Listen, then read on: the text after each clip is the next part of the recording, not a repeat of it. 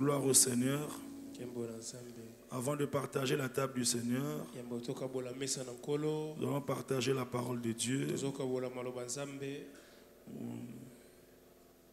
Si vous êtes là pour la première fois, soyez à l'aise et bienvenue dans la maison de notre Seigneur.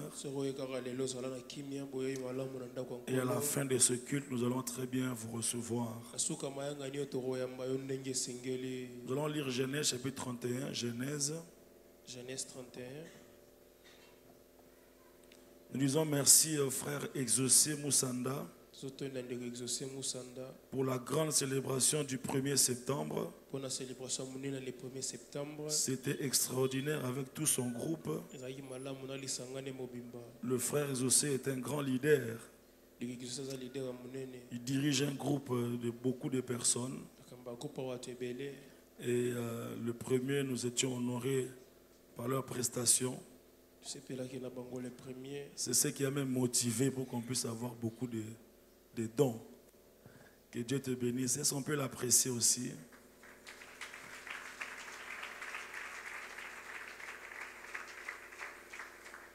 Alors, dans le grand thème sur la part de l'homme dans l'accomplissement de sa destinée, la part de l'homme dans l'accomplissement de sa destinée, ce matin, nous allons prendre le cas de Rachel. Le cas de Rachel. Nous allons étudier un épisode de sa vie pour obtenir quelques leçons sur la part de l'homme dans l'accomplissement de sa destinée. Et Rachel, c'est le fils de Laban, la fille plutôt de Laban. Elle avait sa sœur qui s'appelait comment? Léa. Et Laban, c'est le frère de Rebecca. Rebecca, c'est la femme de qui? De Jacob. Et quand Jacob a béni, quand Isaac plutôt a béni Jacob, Jacob a commencé à fuir parce que c'était officiellement la bénédiction de son frère. Alors sa mère lui dit: va chez Laban, ton oncle. Et lorsqu'il arrive là-bas, chez Laban, c'est là qu'il rencontre Rachel. Il tombe amoureux de Rachel. À l'époque, c'était permis. Hein?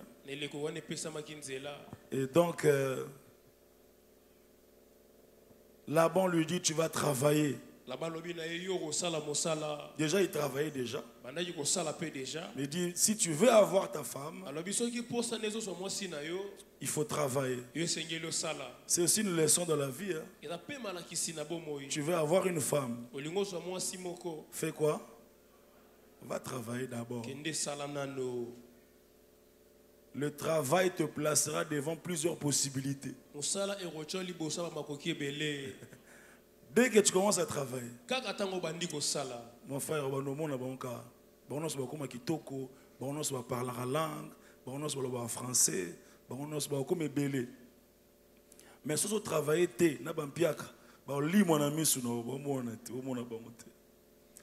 alors Laban a dit à Jacob: travaille.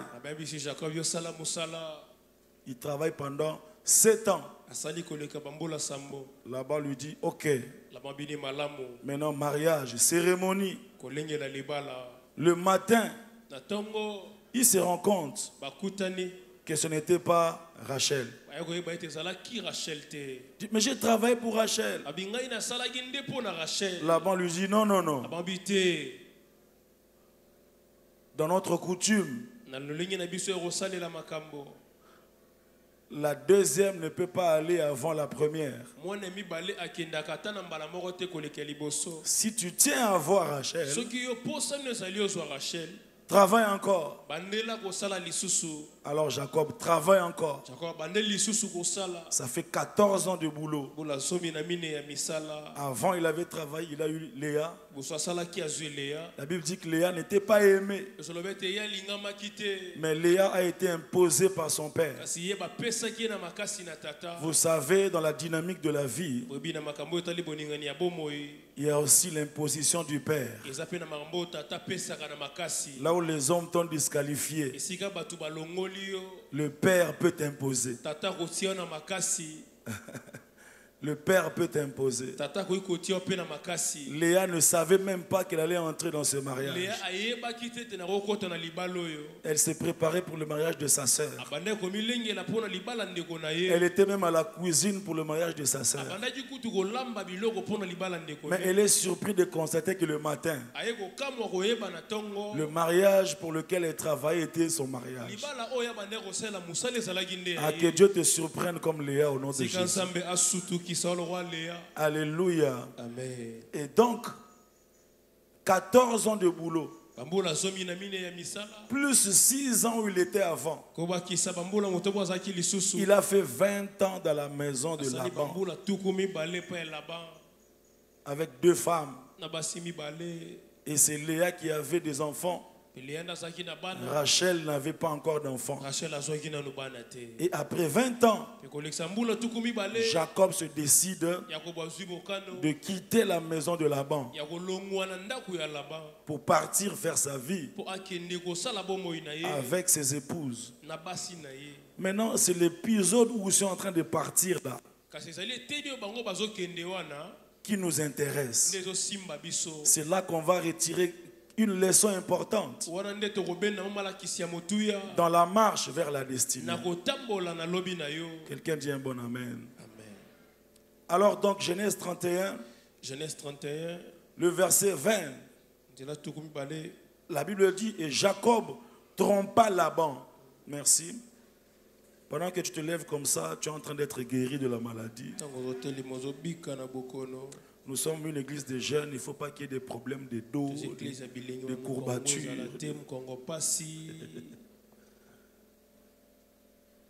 Jacob trompa Laban l'araméen et ne l'avertissant pas de sa fuite. Il s'enfuit avec tout ce qui lui appartenait. Il se leva, traversa le fleuve, se dirigea vers la montagne de Galade. Le 3e jour, on annonça à Laban que Jacob s'était enfui. Il prit avec lui ses frères, le poursuivit 7 journées de marche et l'atteignit à la montagne de Galade.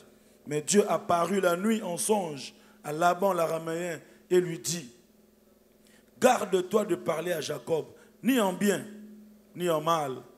Laban atteignit donc Jacob. Jacob avait dressé sa tente sur la montagne. Laban dressa aussi la sienne avec ses frères sur la montagne de Galade.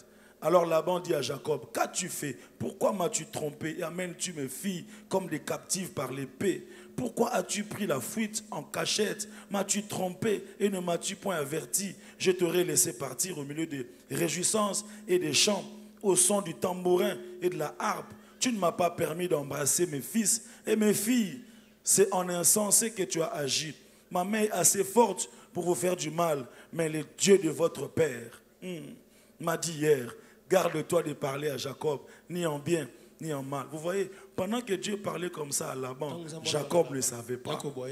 Pendant que toi tu es dans ta marche là, Dieu est en train d'apparaître à tes ennemis et leur interdire de faire des choses contre toi. Il dit, maintenant que tu es parti parce que tu languissais après la maison de ton père, pourquoi as-tu dérobé mes dieux? Pourquoi as-tu dérobé mes dieux?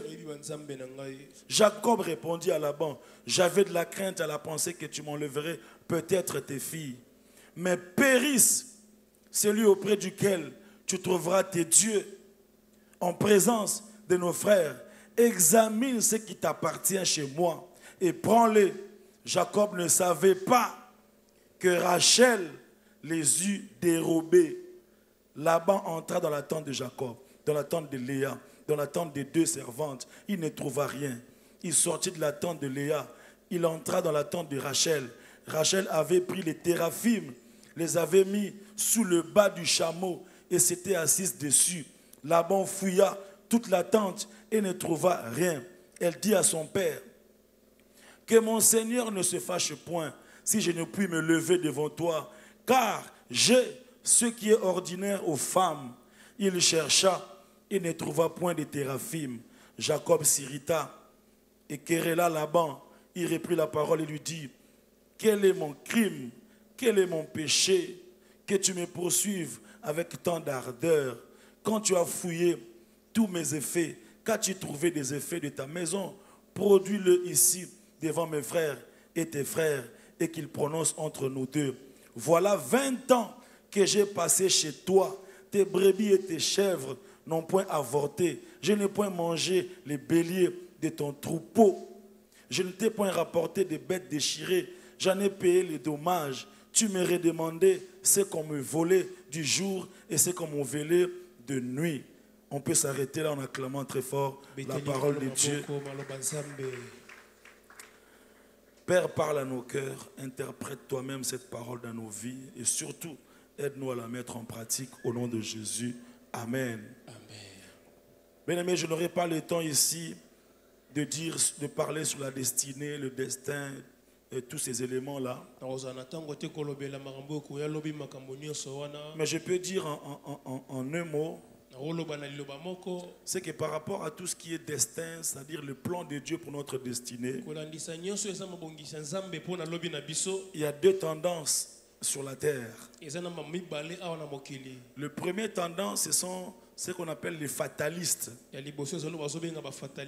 Ce sont des gens qui estiment que tout a déjà été planifié par Dieu et que le destin a déjà été tracé et qu'on ne peut que subir ce qui a déjà été tracé. Nous n'avons rien à faire pour changer ce qui a été déjà tracé. Si tu as été programmé pour réussir, tu réussiras. Si tu as été programmé pour échouer, tu échoueras. Si tu as été prévu pour mourir de noyade, tu mourras de noyade. Et donc ce sont des fatalistes. Et ils estiment que la vie est telle qu'elle est. On n'a pas un effort supplémentaire à faire. Et d'ailleurs les religions, un peu comme l'hindouisme, l'islam quelque part, ils s'appuient aussi sur ce genre de choses. Tout ce que tu as à faire, c'est de te soumettre chez Allah. Parce que c'est lui qui a tracé le chemin de ta destinée. Et d'ailleurs, ce genre de principe ou de ce genre d'affirmation, dans les pays comme l'Inde, le Népal et ce genre de pays-là, c'est à la base de ce qu'on appelle les castes de société. C'est-à-dire si tu es né dans une tribu des esclaves, tu es destiné à être esclave. Tu ne peux pas changer ton destin. Et donc il y a des gens qui sont nés comme ça pour servir les autres. Si tu poses la question, mais pourquoi c'est nous qui servons? Je dis, nous, notre tribu, notre caste est comme ça. Et si on travaillait pour bouger, dit, même si vous travaillez, c'est le destin. Alléluia. Mais il y a une deuxième catégorie de gens. Eux, ils croient à ce qu'on appelle le libre arbitre. Le libre arbitre, c'est la capacité à chaque homme de faire des choix qui peuvent influencer leur destinée. Alors ceux qui croient au libre arbitre, ils disent c'est vrai que Dieu a tracé un chemin pour tout le monde. Mais Dieu ne nous a pas créés comme des robots où il y a des boutons au ciel pour dire que lui il réussira. Lui échouera. Non. Dieu a placé déjà en nous le potentiel pour réussir. Mais Dieu ne nous oblige pas Il nous laisse faire des choix. Et il y a des choix qui déterminent notre destinée. On ne peut pas dire que si tu as été destiné à réussir, tu réussiras forcément. Parce que si avant la course, tu t'es cogné et puis tu t'es blessé, tu auras un problème dans la course. Ne dis pas j'arriverai quand même, parce que ça a été tracé comme ça. Non, tu as fait le choix de te blesser avant de courir. Et donc tu auras les conséquences durant la course. C'est là que la Bible dit, j'ai mis devant toi la vie et la mort. Choisis la vie. C'est là que la Bible dit dans Apocalypse chapitre 3 verset 20, je me tiens à la porte et je frappe. Si quelqu'un entend ma voix, il ouvre la porte, j'entrerai chez lui. Donc c'est là, frères et sœurs, qui a un choix à faire pour accéder à la destinée divine qui nous a été assignée. Quelqu'un dit un bon amen. Et bien aimé dans le Seigneur, la part de l'Église, c'est de nous orienter, d'être aussi un cadre de bénédiction, mais aussi d'orientation et de formation, afin de nous aider à faire des choix qui vont nous aider à accéder à vivre pleinement notre destinée. Mais l'église ne sera pas avec toi dans ta chambre. L'église n'est pas avec toi dans ton téléphone. L'église n'est pas avec toi dans tes rendez-vous. C'est là que tu es appelé à appliquer tout ce que tu apprends à l'église,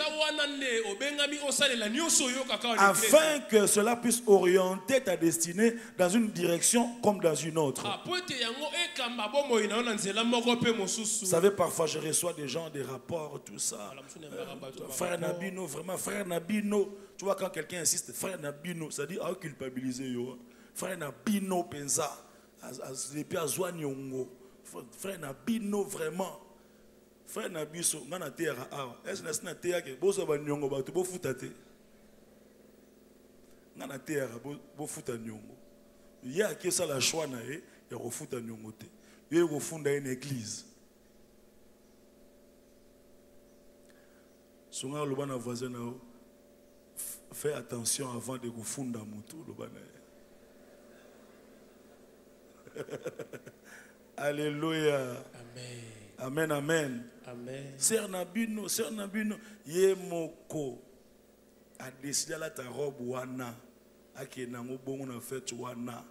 Est-ce que pasteur penza muta anasina teya awa ke na ba mariage, to na ba anniversaire bola taraboy te ngana zo teya maloba ya nzambe.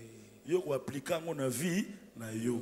Boyete yo moko ndefu otali garde-robe, otali penza, omoni na popo, omoni na mliputa, omoni na nzambala, eloko yo moni olata ka robe oyo à l'église comme na ngambo. Donc frères et sœurs, nous sommes d'avis que l'homme a une part dans l'accomplissement du plan de Dieu pour sa propre vie. Et dans le texte qu'on vient de lire, c'est un texte très simple, un message très simple et clair. Pendant que Jacob se décide de quitter la maison de Laban, comme on vient de le lire, il quitte un peu en fuyant. Rachel, sa femme, pendant qu'elle est en train de sortir de la maison, elle vole, elle dérobe les dieux de son père Laban. Elle récupère les idoles de Laban. Elle sort avec ça. Elle part avec les idoles de Laban, son père. Et pendant que Laban revient, il s'est rendu compte que non seulement Jacob est parti, mais aussi il n'y a plus ces dieux-là. Dans son hôtel de la maison, il ne trouve pas ses idoles. Or, lui, il avait confiance à ses idoles. Il invoquait ces dieux-là, qu'on appelle des téraphim. Il trouvait en eux sa protection, la prospérité au travail. Il offrait des sacrifices à ces dieux-là. Vous savez, j'étais en Inde un jour. Il y a beaucoup de dieux là-bas. Il y a même des singes qui sont des dieux. Il y a même des arbres qui sont des dieux. Et ils ont des dieux. Oh. Un jour, on était dans les rues de New Delhi. On trouve des vaches. Bangombe minene. Non. Bangombe bazar. So tele ba oto mona na Kinshasa. Obi me. Wa biso ya ngoba. Bana malaria oni. Un tout, ça dit quand ces vaches là traversent le boulevard, les véhicules s'arrêtent. Ils traversent. Et puis on dit ce sont des dieux. Des dieux. Des téraphim. Et Rachel a grandi dans ces coutumes-là. Elle est née, n'est-ce pas, de Laban. Et donc là-bas, l'a inculqué, n'est-ce pas, ces pratiques-là. Et en sortant, elle récupère les téraphim. Zacharie chapitre 10, verset 2, la Bible dit: car les téraphim ont des paroles de néant. Les devins prophétisent de fausseté. Les songes mentent et consolent par la vanité. C'est pourquoi ils sont errants comme un troupeau. Ils sont malheureux parce qu'il n'y a point de pasteur. Les téraphim ont des paroles de néant. C'est-à-dire des petits dieux, des marionnettes, des choses qu'on fabrique, des idoles. Elle part avec ça. Elle sort avec ça. Alors on va interpréter rapidement et puis on va trouver des leçons et puis on va prier. Pour nous aujourd'hui ici le 3 septembre, Jacob représente Christ qui a quitté la maison de son père, qui est venu pour épouser une femme. Et Laban représente le monde, là où il y a des idoles, des mauvaises pratiques. Et Rachel te représente toi et me représente. Nous sommes nés de Laban du monde. Nous avons reçu des coutumes de Laban, des habitudes de Laban, des pratiques de Laban, des convictions de Laban. Mais il y a un Jacob qui a quitté la maison de son père avec une grande bénédiction. Quand il est venu dans le monde, il a jeté son regard sur Rachel. Bien qu'étant issu de Laban, il dit: je l'aime, je voudrais l'épouser. Et notre Jacob, qui s'appelle Jésus-Christ de Nazareth, il a aussi travaillé. Il a travaillé dur. Il s'est sacrifié. Et toi et moi, comme les Rachel, nous avons été pris par notre époux qui s'appelle Jésus, le véritable Jacob. Quelqu'un dit amen, on va avancer un peu. Donc avance dans ton amen, on va avancer un peu. Et donc, frères et sœurs, pendant qu'on est sur la route, on est en train d'aller maintenant vers la gloire. Parce que Jacob est en train de retourner dans la maison de son père. Comme Christ dit, je retourne dans la maison de mon père. Je vous ai préparé une place afin que là où je suis, vous puissiez aussi être. Mais sur cette route-là, ce matin, Dieu nous dit, attention aux choses que tu as prises chez Laban. Voilà le message de ce matin. Attention aux choses que tu as récupérées chez Laban. Quels sont les téraphim, les idoles, les petits dieux que tu as pris chez Laban et qui se retrouvent sur le chemin de ta destinée. Le problème n'est pas Jacob. Il a fait son travail. Le problème c'est Rachel. Pendant que tu es en train d'aller vers ta destinée, qu'est-ce que tu as pris? Et ce matin, c'est l'un des matins où il n'y a pas beaucoup d'amen.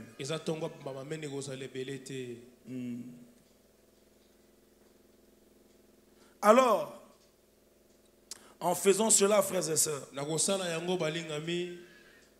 Rachel se retrouve avec quelques problèmes. Le premier problème de Rachel, problème numéro 1. Rachel, elle est belle d'apparence, mais elle est mauvaise de l'intérieur. Genèse chapitre 29, verset 17. Genèse 29, 17. La Bible dit, Léa avait les yeux délicats, mais Rachel était belle de taille et belle de figure. Léa avait les yeux délicats, mais Rachel était belle de taille, belle de figure. Celle qu'on a présentée comme belle de taille et de figure, au chapitre 29, au chapitre 31, le verset 19, on la présente comme une voleuse. Tandis que Laban était allé tondre ses brebis, Rachel déroba les téraphim de son père. Elle vola les dieux de son père. Belle de figure, belle d'apparence, mais de l'intérieur elle n'est pas belle du tout. Elle est une hypocrite. Elle a une double vie. Elle travaille l'apparence. C'est l'image de nous les chrétiens d'aujourd'hui. Nous aimons l'apparence. Nous sommes apparemment des hommes pieux. Nous sommes apparemment des filles de gloire. Nous sommes apparemment des garçons modèles, exemplaires. Mais au fond, nous sommes des voleurs. Ayant dérobé les idoles, nous gardons encore les idoles du monde. Nous avons encore avec nous des choses qui risquent de détruire notre destinée glorieuse tracée par l'Éternel.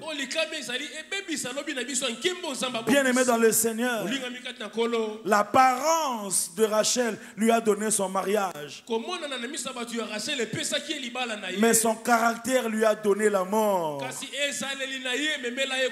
Sa beauté physique lui a donné le mariage, mais son caractère intérieur lui a donné la mort. Ce matin, le Saint-Esprit fait un travail, non pas avec notre apparence, mais avec notre intérieur.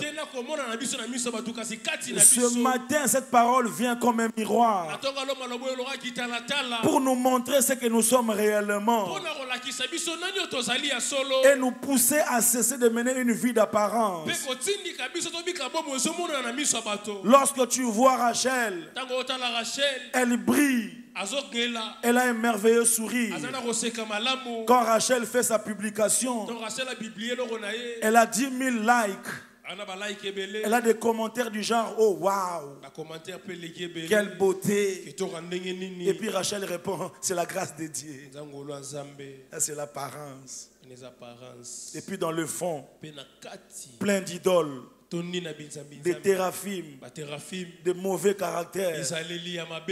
Dieu parle à quelqu'un ce matin. Il dit qu'il n'est pas un homme pour apprécier seulement l'apparence. Il est Dieu, il voit ton cœur. Il voit ton caractère. Il veut être Dieu dans tes rendez-vous.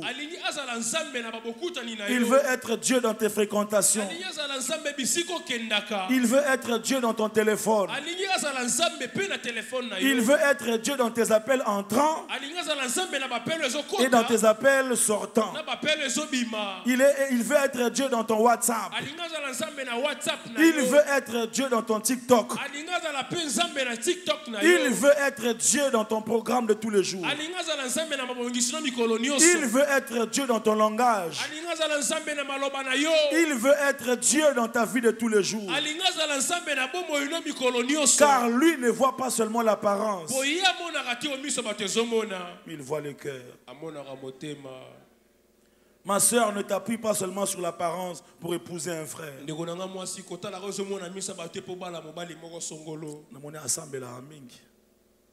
Na concert évangélique vraiment à mataki likolo la voiture. Azo bois kaba fichette. En tout cas, c'est pas suffisant. Je disais c'est pas suffisant. Soro yebi nenga beta rabatu. Soro yebi façon amelara whisky. Alléluia. Amen. La même chose aussi mon frère. Ne t'appuie pas sur l'apparence d'une sœur seulement pour l'épouser. Parmi les erreurs dans les mariages, c'est épouser par apparence. Car l'apparence est trompeuse. C'est le caractère qui est le plus important. Vous allez voir une fille très belle, de figure et de taille. Mais lorsqu'elle ouvre sa bouche, quel manque de respect, quelle insolence, quelle vanité. Vous dites, mais j'ai fait une erreur ou quoi? Bien-aimé, ne t'appuie pas seulement sur l'apparence. Car c'est possible que cette sœur-là que tu as vue à la retraite soit aussi la copine de son directeur. C'est possible que cette même sœur-là que tu apprécies soit aussi avec 2, 3 frères en train de les gérer comme un inspecteur de la DGI. Que Dieu nous guérisse ce matin. Il n'y a pas de sortie maintenant, pas de sortie. Pas de sortie. Alléluia. Amen. Bien-aimé dans le Seigneur, Rachel est belle de figure, mais c'est une voleuse. Un bon papa qui vient, qui prie, tout le monde le respecte. Quand le pasteur le voit, il dit c'est ce genre de membres que j'aime. Ça fait respecter l'église. Surtout quand il vient là, sa cravate. Le pasteur dit oh Seigneur, que ce genre de papa ne quitte pas l'église. Et pourtant, ce genre de papa-là, il y a déjà 4 numéros de sœurs dans l'église. Il les gère avec les $50, les $20. Que la main de Dieu te touche ce matin et que tu te répandes au nom de Jésus.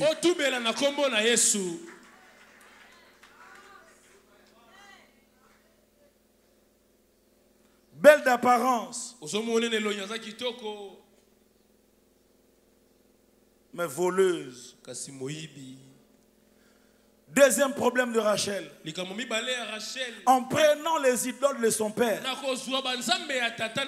sur le chemin de la destinée, Rachel veut mélanger le Dieu de Jacob et le Dieu de son père. Mélange. Quelqu'un dit avec moi mélange. Mélange. Sangisa. Sangisa. Sangisa. Sangisa. Vie chrétienne, il y a un tsakamadesu. Rachel. C'est vrai que tu es né de chez Laban. C'est vrai qu'il t'a appris ces choses. Tu es issu du monde. On t'a appris ce genre de caractère. C'est vrai. Mais Rachel, tu as été épousée par un Jacob qui est le fils d'Isaac. Et tu es le petit-fils d'Abraham. Celui qui a rencontré le Dieu Tout-Puissant. Rachel, tu ne peux pas mélanger le Dieu de Jacob avec le Dieu de Laban. Rachel, une fois que tu es épousé, tu es en alliance avec le Dieu de celui qui t'a épousé. Parce que celui qui t'a épousé est l'image de Christ. Tu ne dois plus vivre selon le monde, mais tu dois vivre selon celui qui t'a épousé. Est-ce que quelqu'un comprend ce message de ce matin? Tu ne peux pas continuer à suivre Jacob, ton mari, tout en gardant les dieux de ton père. Notre Dieu n'est pas un Dieu de mélange. Souvent les problèmes que nous avons, c'est le problème de mélanger. Mélanger. Tu as quitté Laban. Mais Laban ne t'a pas quitté. Tu as quitté le monde. Mais le monde ne t'a pas quitté. Pourquoi les enfants d'Israël ont fabriqué un veau d'or dans le désert? Pourquoi ils se sont prosternés devant ce veau d'or? Parce qu'ils ont quitté l'Égypte. Mais l'Égypte n'a pas quitté leur tête. Bien aimé, le travail que le monde fait dans nos vies est un travail profond qui s'installe dans nos caractères. Et c'est là le grand combat de la foi, d'extirper tout ce qui est de Laban et de récupérer ce qui est de Jacob. Rachel, tu as fait 7 ans. Tu as vu Jacob. Il a fait 20 ans chez vous. Et il est ton époux. Mais comment en sortant, après 20 ans d'alliance, tu ne quittes pas le Dieu de ton père? Comment? Sur la route de ta destinée, tu mélanges. Le samedi, tu es dans la boîte de nuit. Et le dimanche, tu viens adorer le Seigneur. Et le lundi, tu es dans un cop, une cop ou un cop. Bon, cop. De corruption. C'est toi le meneur de jeu. On dit même les reçus là qui doivent être falsifiés. Celui qui est dans ce projet là, c'est le pasteur. Diplôme.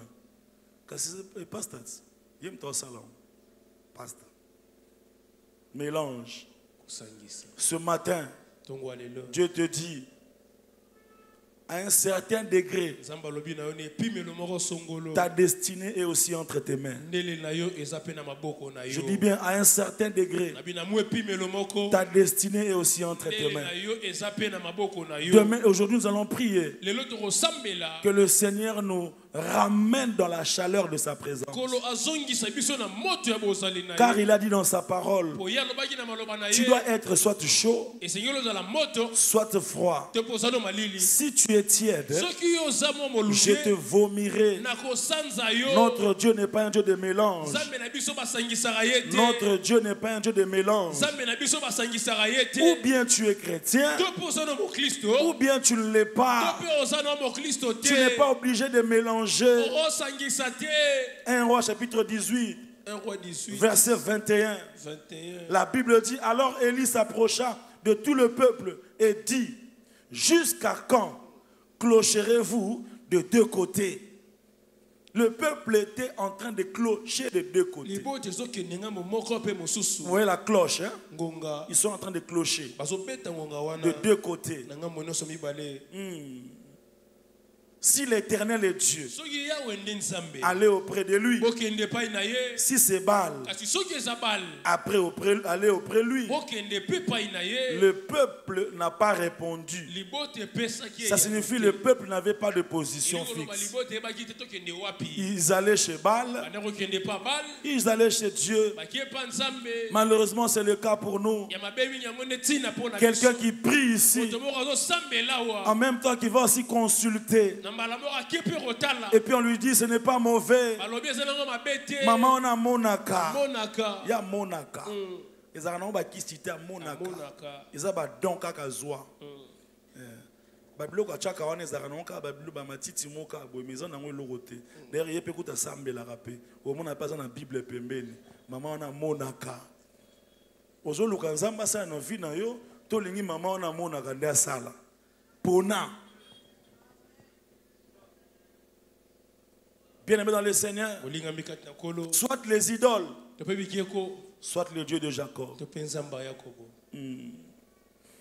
Aujourd'hui, Dieu nous place devant notre choix, notre décision. Parfois, c'est en train d'être retardé dans ta vie parce que tu cloches de deux côtés. Tu es en train de tergiverser de deux côtés. Tu pries à l'église, mais on te dit aussi, prends juste un bic rouge, entre dans ta toilette et écris toi-même le poste que tu veux avoir. Et puis parle seulement 3 fois. Je veux être directeur. Je veux être directeur. Je veux être directeur. Et tu prends ce stylo-là. Tu prends les écrits là. Et tu les froisses un peu. Et puis tu jettes les salives. Et puis tu jettes. Et puis tu jettes de l'eau. Et ça, tu ne sais pas ce que tu viens de faire. Que Dieu te guérisse ce matin. Jusqu'à quand clocherez-vous de deux côtés? Ou bien tu te conserves pur pour attendre le mariage. Ou bien tu vas à gauche, à droite, tu es déjà marié. Tu fais tout ce que les mariés font. C'est toi qui vas chez lui. Quand il va travailler, tu viens dans son annexe là. Et puis tu entres là-bas. Aux femmes mariées, au tena liputa, au baino na kokomba, au pangosi vitrine na yohana, au pangosi na babiloka Canal Plus, azaranango, au poupoli na nini, au zubadra, au soukoli, après au kena wenze, au sombi na épices, au ye au lambi, au sali nini, nini babenga ngoni, au te lire à chaque jour, mi pandi, au sali na mi pandi, après. Vous êtes marié. Vous êtes déjà marié. Et puis, et puis, et puis, à changer, puis, à servir, aller, à te faire ma colamesa, à zapper. Après, Binzambe pesa libala. Vous êtes déjà marié. Beaucoup de désardés. C'est ici déjà. C'est déjà. Alléluia. Amen. Jusqu'à quand clocherez-vous de deux côtés? Rachel veut mélanger. Apocalypse chapitre 3 verset 15. Je connais tes œuvres. Je sais que tu n'es ni froid ni bouillant. Puisses-tu être ou bouillant ou froid? Ainsi, parce que tu es tiède et que tu n'es ni froid ni bouillant, je te vomirai de ma bouche. Bien aimé dans le Seigneur, l'alliance avec Jacob t'a détaché de l'alliance avec ton père. Mais Rachel n'y croyait pas. Rachel n'y croyait pas. Je le dis souvent ici, parfois ça fait rire. Mais c'est aussi un signe de manque de foi. Quand tu veux voyager au nom d'une autre personne. On a un grand frère dans Tokokana. Tokokana. Yo komo na yo Mutombo. Mais okomi Koulibaly ou Edraogo. Babi ce jour on a fola Tanzambala. Ochanani Niboye. Et puis aussi Manzete. Batumusu ba voyager na Sultana Basango. Et puis na aéroport pe le roi Batumusu ba vraiment respect à Sango ayeka afukami. Et pas mon fils. Même ce soir mutayeka kaka. Les 500 les ka frontière. Au katisa le roi Sango. Nzambe. Ce au katiba alliance wana. Tu n'as pas besoin d'empoisonner quelqu'un pour le remplacer. Le Dieu qui t'a créé, t'a tracé un chemin. Ne vis pas une vie de mélange. Je disais, ne vis pas une vie de mélange. Ce matin, que quelqu'un soit délivré de cela. Troisième et avant-dernière erreur et problème de Rachel. Elle trouve sa sécurité dans les idoles. En lieu et place de son mari. Elle trouve sa sécurité dans les idoles. En lieu et place de son mari. Rachel. Jacob est suffisamment fort pour te sécuriser. C'est lui qui a travaillé pour toi. C'est lui qui a préparé la sortie. C'est lui qui t'amène là-bas. Si le combat arrive, Jacob combattra pour toi. Jacob, c'est un vaillant guerrier. Alors, ne suis pas Jacob en plaçant ta sécurité et ta confiance dans les téraphimes de Laban. Que quelqu'un écoute cette parole et n'oublie plus jamais de sa vie. C'est l'une des prédications les plus simples de ma vie, mais aussi les plus évangéliques qu'un chrétien puisse écouter. Alléluia.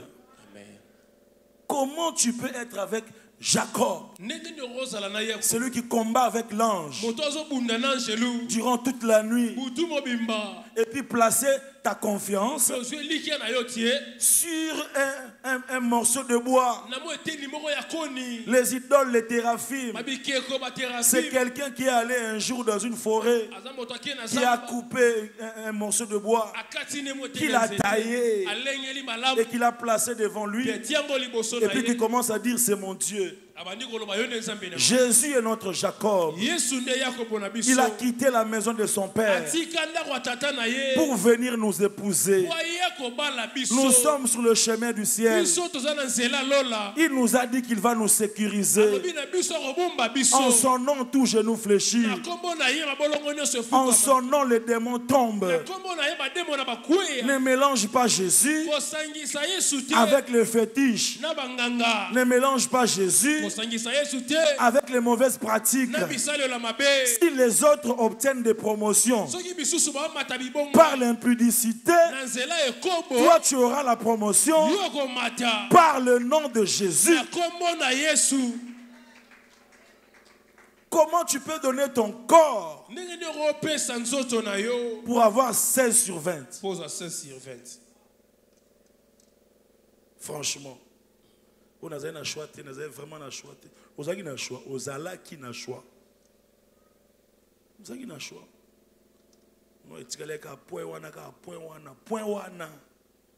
16 sur 20. Je dis à une Rachel. Jésus est prêt à te sécuriser. Je disais, Jésus est la vraie sécurité. Il va sécuriser ta maison. Il va sécuriser ton travail. Il va sécuriser tes enfants. Fais confiance en Jésus. Je disais, fais confiance en Jésus. N'écoute pas les messages à gauche et à droite. Je ne suis pas contre. Moi aussi, j'applique de l'huile. Il m'arrive aussi. Mais ma doctrine n'est pas basée sur l'huile. Ne t'appuie pas sur des gens qui donnent de l'eau aux gens. Ne t'appuie pas sur des gens qui disent non, pour que ça marche, prends ces morceaux de bois. Non. Nous n'avons que le nom de Jésus. Ne va pas chez un prophète qui te fait dépendre de ton huile. De sorte que le jour où il n'y a plus d'huile, tu mets la main sur la tête, tu dis hey,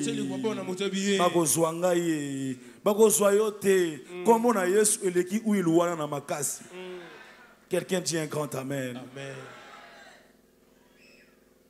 Et le dernier problème de Rachel, c'est qu'elle refuse même de se repentir. Rachel refuse de se repentir. Lorsque son père demande où sont mes idoles, où sont mes dieux, tout ce qu'elle pouvait faire, c'était d'accepter son erreur, de remettre les idoles. Malheureusement, elle a même menti parce qu'elle a placé ça dans ses parties intimes. Elle s'est couverte. Certainement, c'était une grande robe comme ça. Et puis elle a dit, je ne peux pas me lever pour que tu puisses prier. Parce que je suis dans mes périodes. La place où elle a placé les idoles et les mensonges qu'elle a construits ont appelé un esprit qui a bloqué sa vie dans la stérilité.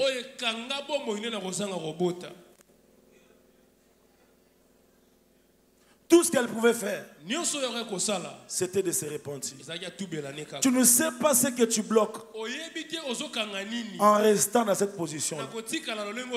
Tu ne sais pas ce que tu empêches en restant dans ces mensonges-là. Que Dieu nous restaure ce matin et que nous puissions accéder à notre délivrance totale. Proverbe chapitre 28, verset 13. Proverbe 28, 13. La Bible dit, celui qui cache ses transgressions ne prospère point, mais celui qui les avoue et les délaisse obtient miséricorde. Tout ce que Dieu te demande ce matin, c'est de te repentir, mais une repentance sincère et vraie, et d'abandonner ces pratiques-là. Alléluia. Amen, amen. Bien-aimé, conséquence.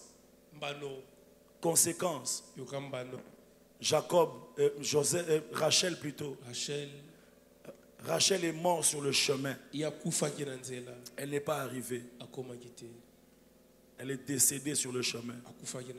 Genèse chapitre 35. Genèse 35. Verset 19. Sur le chemin de sa destinée, elle est morte. La Bible dit Rachel mourut et elle fut enterrée sur le chemin d'Ephrata qui est Bethléem. Enterrée sur le chemin. Elle qui était aimée plus que sa sœur, elle reste sur le chemin. Celle qui était détestée continue la route. Pourquoi? Parce que le problème n'est pas Dieu. Le problème c'était ses choix et ses responsabilités. Un jour même, Jacob raconte l'histoire à Joseph. Et quelque part il a dit, à mon retour de Padam, Rachel mourut en route auprès de moi dans le pays de Canaan, à quelque distance d'Ephrata. Et c'est là que je l'ai enterré sur le chemin. Enterré sur le chemin. Pourquoi? à cause de ce qu'elle a transporté, qui n'était pas destiné. J'étais tenté même de mettre comme thème de ce matin, destiné enterré sur le chemin. Je me suis dit, culte. Enterré sur le chemin. Bien aimé dans le Seigneur, attention, tu peux avoir été aimé, mais te disqualifier toi-même sur le chemin de la destinée. Toi-même sur le chemin de la destinée. Léa n'était pas choisie. Jacob n'a pas travaillé pour Léa. Mais qu'est-ce que Léa a fait? Elle a seulement respecté les choix du Père. Je suis là parce que papa m'a imposé. Tu ne m'aimes pas, mais papa m'a imposé. Bien aimé dans le Seigneur, celle qui n'était pas aimée a eu dans son ventre les enfants comme Lévi. Lévi, c'était le responsable du sacerdoce. C'était la tribu de l'enseignement qui travaillait dans le temple. La tribu qui travaillait dans le temple est sortie du ventre d'une femme qui n'était pas aimée. Celle qui n'était pas aimée a accouché Juda. Juda, c'est la tribu des guerriers et des rois.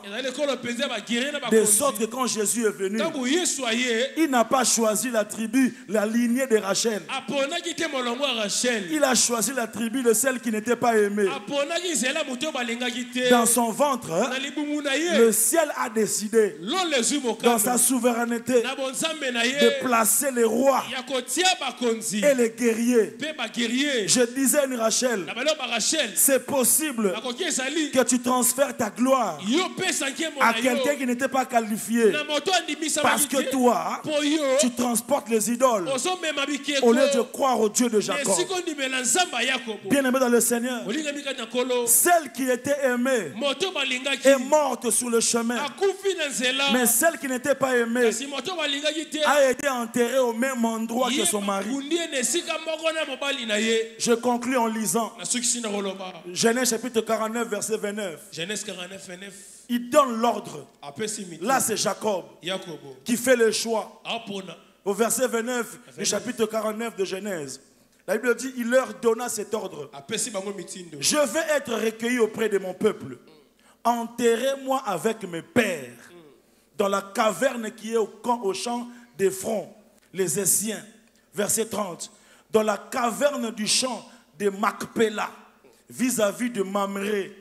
Aïe, aïe, aïe, aïe, aïe, aïe. Vous savez, Mamré ici, c'est là qu'Abraham avait rencontré Dieu. Bon, dans les pays de Canaan, il dit c'est les champs qu'Abraham a achetés d'Ephron, les Essiens, comme propriété de sépulture. Là, on a enterré Abraham et Sarah, sa femme. Là, on a enterré Isaac et Rebecca, sa femme. Et là, j'ai enterré Léa.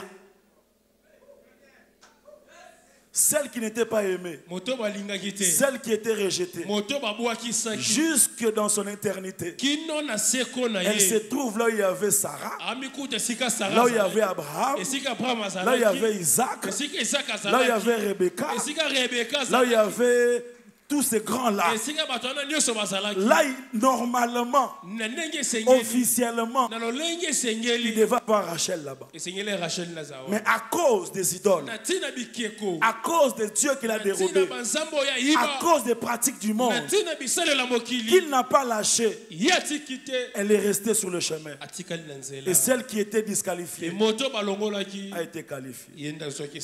Je donne un petit conseil à quelqu'un. Les prédications qu'on prête chaque dimanche, c'est pas pour combler le vide du dimanche, c'est pour t'aider à réussir ta vie. Si Dieu t'a conduit jusqu'ici, il a plein d'amour pour toi. Le rôle de l'église c'est celui-là. Mon rôle c'est celui-là. À toi dans ta vie de tous les jours de savoir si tu transportes encore les idoles. Alors sache que tu n'arriveras pas, ou bien tu le laisses. Tu fais totalement confiance à Jésus-Christ de Nazareth. Lui seul est capable de t'honorer. Que Dieu bénisse cette parole.